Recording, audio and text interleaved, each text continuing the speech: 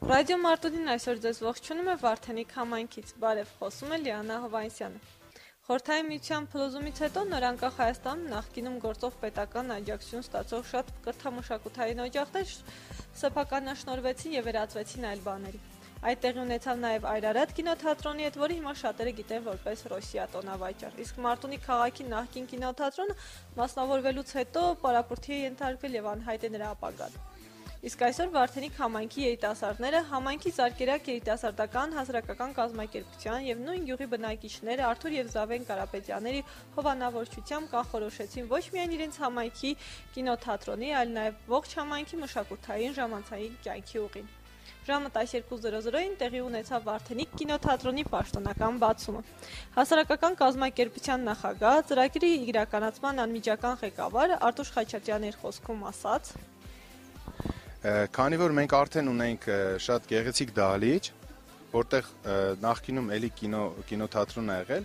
մենք որոշեցինք, որ այդ դահլիճին էլի կինոթատրոնի կյանք տալ։ Իմ ցանկությունն է, որ շաբաթական 2 անգամ լինեն դիտումներ։ Մենք արդեն ունենք պայմանագիր Մոսկվա կինոթատրոնի հետ, որ իրենց հետ համատեղ, իրենց հետ զուգահեռ նաև կարող ենք այն ֆիլմերը, որ իրենք ցույց են տալիս, մենք նույն ժամանակահատվածում ցույց տանք մեր համայնքում։ Վարդենիկի մշակութային կյանքը մի քայլ առաջ զարգացում կապրի, Վարդենիկի բնակչության ժամանցի ապահովում այստեղ մենք կարող ենք կազմակերպել, որտեվ շատ քիչ են ժամանցի վայրեր։ Կինոթատրոնը պատրաստվում է շաբաթը 2 անգամ երեկոյան ժամերին կինոդիտումներ կազմակերպել։ Ֆիլմեր լինելու են բազմաժանր, ցուցադրվելու են մանկական, արտասահմանյան, հին ու նոր հայկական ֆիլմեր։ Արտուշ Խաչատրյանի փոխանցմամբ լինելու են նաև բարեգործական ցուցադրություններ, իսկ հիմնական ցուցադրությունից ստացված հասույթը ուղղվելու է կինոթատրոնի որոշակի բացերը լրացնելուն եւ համայնքային այլ նախաձեռնություններ իրականացնելու համար։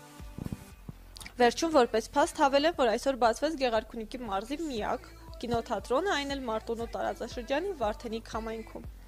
Հաճելի կինոդիտումներ եւ մինչ նոր եթեր։